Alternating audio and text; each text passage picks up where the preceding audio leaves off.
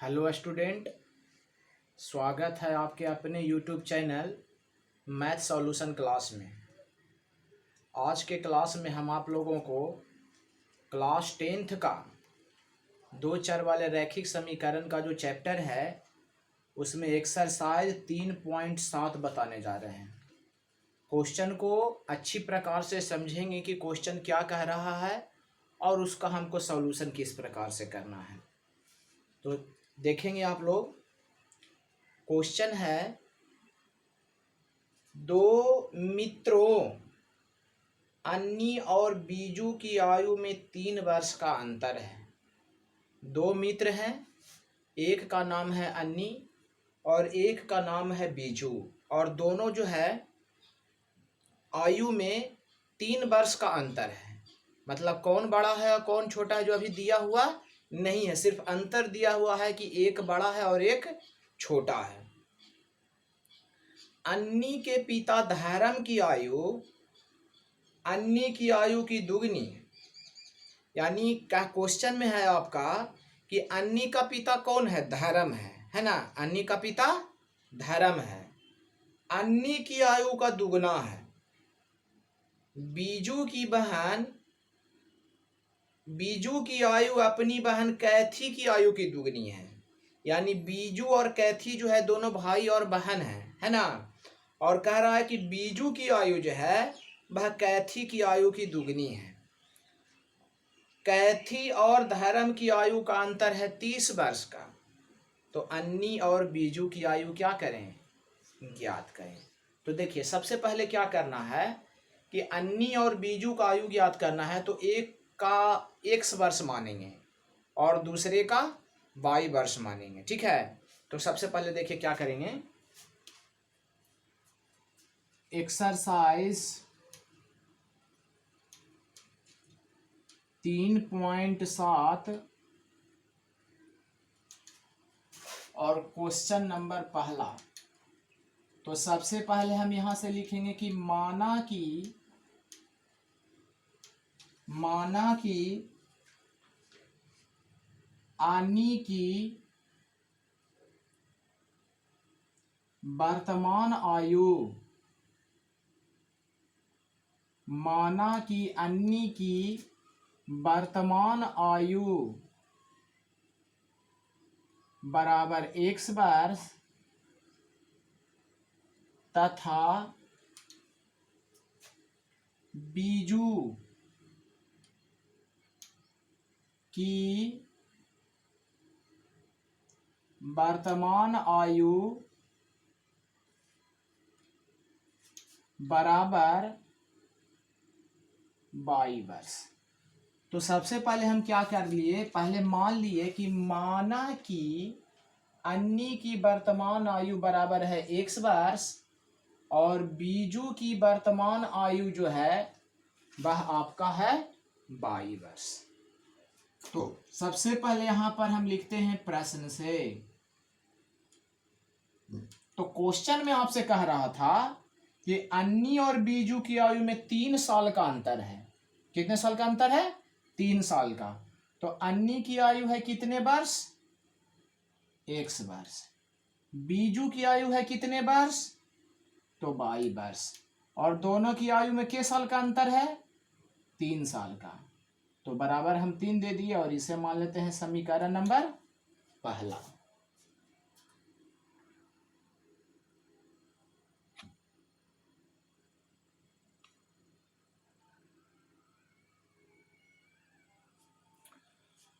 और उसके बाद नेक्स्ट क्वेश्चन पढ़ेंगे। 3 वर्ष का अंतर है। अन्नी के पिता धर्म की आयु अन्नी की आयु की दुगनी है। अन्नी के पिता धर्म, तो यहां से हम लिखेंगे धर्म की आयु बराबर, धर्म की आयु बराबर, तो धर्म जो है, ये धर्म जो है वह अन्नी का क्या है? पिता है। तो धर्म के बारे में बोला कि अन्नी की आयु का दुगना है। तो अन्नी की आयु है कितना वर्ष? x वर्ष। तो ये दुगना है, तो दुगना है तो ये कितना हो जाएगा? 2x वर्ष हो जाएगा, है ना। तिगना कहेगा तो 3x वर्ष हो जाएगा।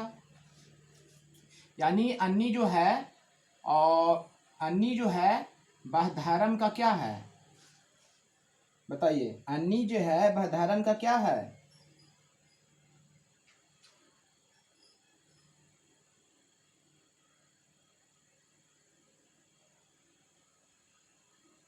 पुत्री या पुत्र होगा, है ना। तो सबसे पहले उसके बाद क्या करेंगे, यहाँ क्वेश्चन में दिया हुआ है कि बीजू की आयु अपनी बहन कैथी की आयु की दुगनी है।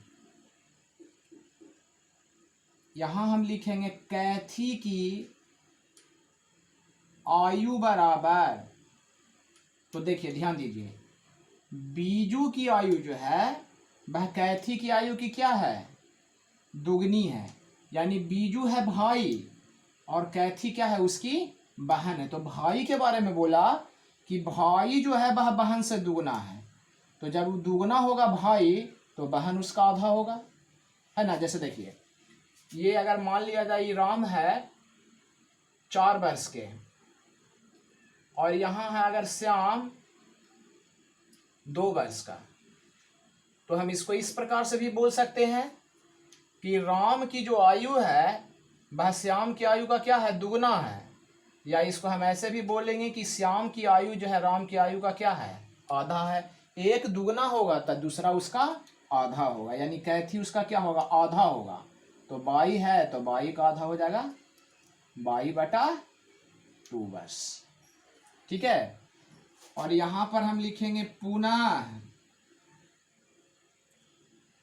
पुनः प्रश्न से। तो समझिएगा आप लोग, प्रश्न में है कि धर्म की आयु, तो धर्म की आयु 2x हो गया, और कैथी की आयु, तो कैथी की आयु 22/2 हो गया। दोनों में, तो दोनों में कितने साल का अंतर है? तो देखिए क्वेश्चन में 30 वर्ष का अंतर है। तो बराबर में हम लोग यहाँ पर कितना दे दिए? 30। और इसको सॉल्व करते हैं तो इसके नीचे कुछ नहीं है, तो 1 और 2 का लघुत्तम 2 बार में लगा तो 2 दूना का 4x माइनस 2 ही कहीं है 2, तो ये आपका हो जाएगा 22/30। कुछ नहीं तो 1 है, इसको क्रॉस गुना करेंगे, है ना। तो इसको हम लिखेंगे क्या? 4x गुना 1 तो 4x, 22 गुना 1 तो 22, 30 दूनी के 60, और इसे हम मान लेते हैं समीकरण नंबर दूसरा, ठीक है। समीकरण नंबर दूसरा। तो यहां से अब हम लिखेंगे कि अब समीकरण 1 तथा 2 से, अब समीकरण 1 तथा 2 से, तो 1 और 2 देखिए, 1 यहाँ है 2 यहाँ है, दोनों को उतारेंगे तो यहाँ हम लिखेंगे x माइनस 22 बराबर 3, और यहाँ हम लिखेंगे 4x माइनस 22 बराबर 60, ठीक है। यहाँ से माइनस, ये प्लस और ये माइनस, तो ये कैंसिल हो जाएगा ना। तो 1x में से 4x को घटाएंगे तो -3x बराबर, और ये 3 में से 60 घटेगा तो -57, 59 है ना, 59 हो गया। तो x बराबर आपको कितना हो जाएगा? 19। 3 से 57 कटेगा ना 19 बार में, तो x बराबर कितना आ जाएगा? 19। और x का मान जब 19 आया तो x का मान धरेंगे समीकरण 1 में, तो y का मान निकलेगा। तो यहां से हम लिखेंगे कि x का मान समीकरण 1 में रखने पर, तो समीकरण 1 में रखना है तो x माइनस 22 बराबर 3, तो x का मान कितना हो जाएगा? 19 माइनस 22 बराबर 3। तो देखिए यहां से हम लिखेंगे -22 बराबर, तो 3 के जगह पर 3, और ये प्लस 19 है उसको टिल देंगे ऊपटी, तो प्लस 19 ऊपटी चल गया तो टेला के हो गया क्या? -19। तो -22 बराबर 3 में से 19 को घटावेंगे तो -16, माइनस से माइनस कैंसिल, यानी 22 बराबर कितना आ गया? 16 आ गया। तो y का मान 16 और x का y का मान 16 और x का मान 19। तो इसको सेट करेंगे मान को। तो यहाँ से हम लिखेंगे अन्नी की वर्तमान आयु यानी x बराबर, तो x बराबर कितना हो जाएगा जी? 19 वर्ष। और बीजू है ना, तो बीजू की वर्तमान आयु कितना था जी? y बराबर 16 वर्ष। तो यहाँ से समझेंगे कि अन्नी जो है वह 19 वर्ष का है और बीजू जो है वह 16 वर्ष का है। और क्वेश्चन में कहा रहा था कि दोनों की आयु में कितने वर्ष का अंतर है? 3 वर्ष का अंतर है। यानी अन्नी जो है वह बीजू से 3 साल बड़ा है, जबकि बीजू जो है वह अन्नी से 3 साल छोटा है।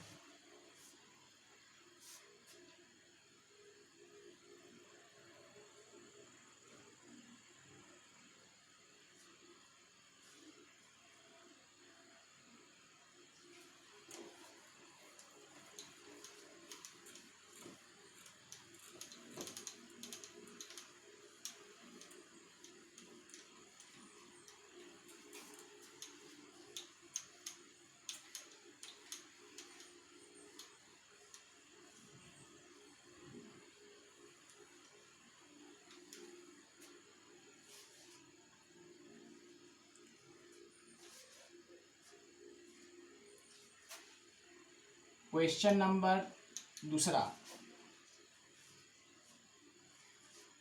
एक मित्र दूसरे से कहता है कि यदि मुझे 100 दे दो तो मैं आपसे 2 गुना धनी बन जाऊंगा। दूसरा उत्तर देता है कि यदि आप मुझे 10 दे दो, मतलब 10 रुपये दे दो, तो मैं आपसे 6 गुना धनी बन जाऊंगा। बताइए कि उनकी क्रमशः क्या संपत्तियां हैं। ठीक है, तो देखिए क्वेश्चन को पहले बढ़िया से समझते हैं। 2 मित्र है, एक है ए और एक है बी। तो ए जो है बी से कहता है कि यदि मुझे 100 दे दो, मतलब ये 100 रुपया जो है, ये ए जो है बी से क्या कहता है? ए जो है वह बी से कहता है कि तुम मुझे 100 रुपये क्या कर दो? दे दो। ठीक है, तो मैं तुमसे के गुना धनी बन जाऊंगा? तो 2 गुना धनी बन जाऊंगा, है ना। तो अबरी जो है बी जो है वह ए से कहता है कि यदि तुम मुझे, बी जो है ए से कहता है यदि तुम मुझे 10 दे दो, 10 रुपया मांग रहा है, तो हम तुमसे 6 गुना धनी हो जाएंगे, है ना। तो बताइए कि ए के पास कितना संपत्ति है और बी के पास कितना संपत्ति है ना। तो किसी के पास संपत्ति तो पता है नहीं, तो एक का मानेंगे 100 रुपया और दूसरे का मानेंगे 22 रुपया। तो सबसे पहले यहां से हम लिखेंगे कि माना कि ए के पास 100 रुपया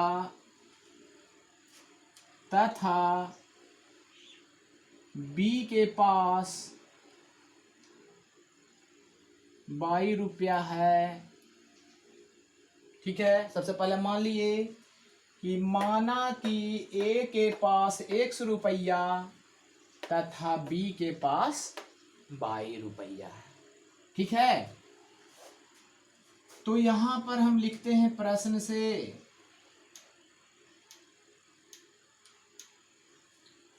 तो देखिए ए के पास है 100 रुपया और बी के पास है 22 रुपया। ठीक है, ए के पास है 100 रुपया और बी के पास है 22 रुपया। तो ए जो है बी से मांग रहा है, मांग कौन रहा है? ए मांग रहा है। किससे मांग रहा है? बी से मांग रहा है। कितना मांग रहा है? 100 रुपया। तो अगर ये जो है इससे 100 रुपया अगर मांग रहा है तो 100 रुपया इसमें क्या हो जाएगा आकर के जुड़ जाएगा, है ना। यानी मांगने वाला कौन है, एक्स। तो जो मांगेगा उसके यहाँ जुटेगा और जो देगा उसके यहाँ घटेगा। तो मांगने वाला एक्स है, किससे मांगा, बाई से मांगा। कितना मांगा, तो 100 रुपया मांगा, तो 100 रुपया इसके पास जुट गया चूंकि ये मांगने वाला है। देने वाला कौन है, बाई। तो बाई के पास जो है 100 रुपया घट जाएगा, क्योंकि इस ई जो है इसको अगर 100 रुपया देगा तो इसके पास 100 रुपया क्या हो जाएगा, घट जाएगा। तो क्वेश्चन में कहा था कि ए जो है बी से 100 रुपया मांगा, तो 100 रुपया तो मांग लिया, तो कहा कि हम तुमको से 2 गुना धनी हो जाएंगे। तो 2 गुना धनी हो जाएंगे तो इधर हम 2 से गुना कर देंगे देने वाला तरफ, ठीक है। तो यहां से हम लिखेंगे x + 100 बराबर, गुना करेंगे तो 2y, और 2 से गुना करेंगे 100 में तो 200, और x y को एक तरफ कर लेंगे तो x हो जाएंगे। और ये 2y है इसको ई पट्टी टान लेंगे तो +2y पट्टी आ गया, तो -2y -200, और ये 100 को उधर अगर टेल देंगे तो ये -100 हो जाएंगे। तो इसे हम लिखेंगे x - 2y बराबर 200 और 100 कितना हो जाएगा, 300। तो इसे हम मान लेते हैं समीकरण नंबर 1, ठीक है।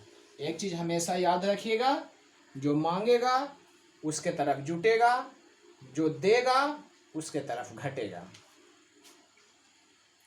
तो यहां पर हम लिखते हैं पुनः प्रश्न से, और जब भी गुना करना है तो देने वाला तरफ गुना करना है, ठीक है, लेने वाला तरफ गुना नहीं करना है। तो अब आते हैं बी कहता है ए से। तो बी के पास कितना रुपया है, बी के पास कितना रुपया है, 22 रुपया है। और ए के पास कितना रुपया है, तो 100 रुपया है। तो बाई किससे मांग रहा है, एक्स से। बाई मांग रहा है किससे, एक्स से। कितना मांगा, तो 10 रुपया मांगा, तो इसके तरफ 10 क्या हो गया, जुट गया, क्योंकि ये मांगने वाला हो गया। और इसके तरफ क्या हो जाएगा, तो 10 घट जाएगा, ठीक है, क्योंकि ये मांगने वाला है और ये देने वाला है। तो मांगने वाला तरफ जुटेगा, देने वाला तरफ घटेगा। तो कहा था कि हम तुमको से क्या गुना, 6 गुना हो जाएंगे, तो गुने 6 हो जाएगा।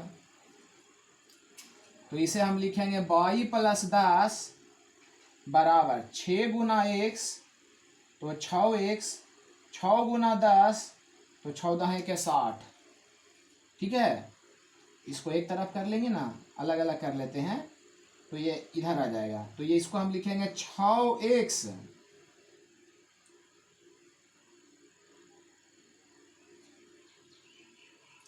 6x हो गया, और ये प्लस y इधर आ जाएगा तो -y बराबर, तो ये 10 हो जाएगा, और ये -60 को ये पट्टी कर देंगे, टेल देंगे तो +60 हो जाएगा। तो इसे हम लिखेंगे 6x - y बराबर 60 है 10 कितना हो जाएगा, 70। और इसे हम मान लेते हैं समीकरण नंबर 2, ठीक है, समीकरण नंबर 2। अब हम लिखेंगे अब समीकरण 1 तथा 2 से, ठीक है। अब समीकरण 1 तथा 2 से,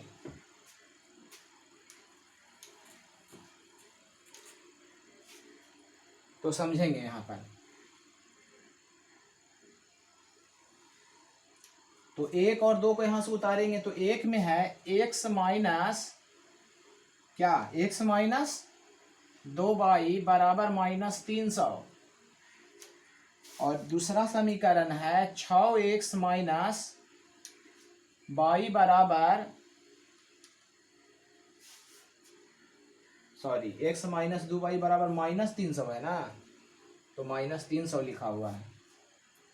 6x - y बराबर 70। देखिए इसको हम किस प्रकार से सॉल्व करेंगे। तो इसे 1 मान लेते हैं और इसे 2 मान लेते हैं, है ना। तो ऊपरे में गुना कर देंगे 6 से और नीचे में गुना कर देंगे 1 से। तो 1 से गुना करेंगे 6 में तो 6x और 6 दूना का 12y, और ये कितना हो जाएगा जी छोतिया 1800।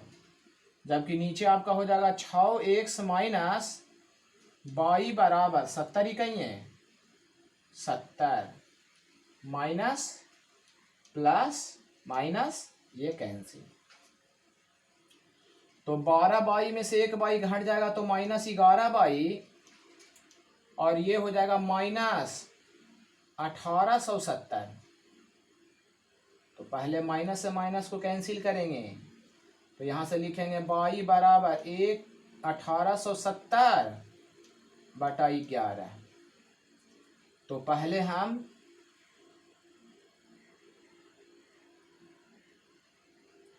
इसे काटेंगे तो ये 170 बार में क्या हो जाएगा कट जाएगा।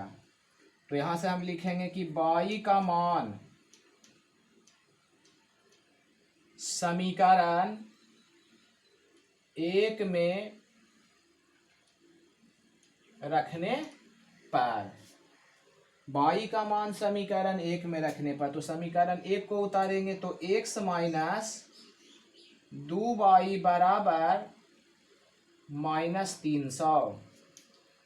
तो x माइनस 2 गुना और y का मान कितना आया है जी 170 बराबर -300।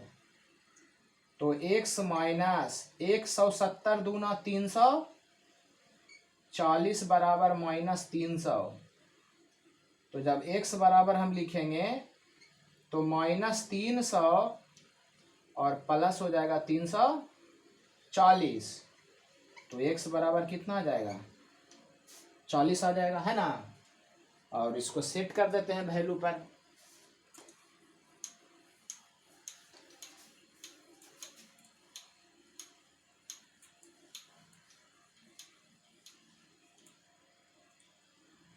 तो यहां था a के पास x, तो x का मान कितना आ गया बताइए आप लोग। x का मान कितना आया 40 रुपया, है ना। और b के पास यानी y बराबर, तो y का मान कितना आया जी तो 170 रुपया, और ये आपका आंसर हो गया। तो आज का जो वीडियो है वो आप लोगों को ज़रूर समझ में आया होगा, और जब वीडियो समझ में आ गया होगा तो आप लोग इस वीडियो को ज़रूर से ज़रूर लाइक शेयर और सब्सक्राइब करिए।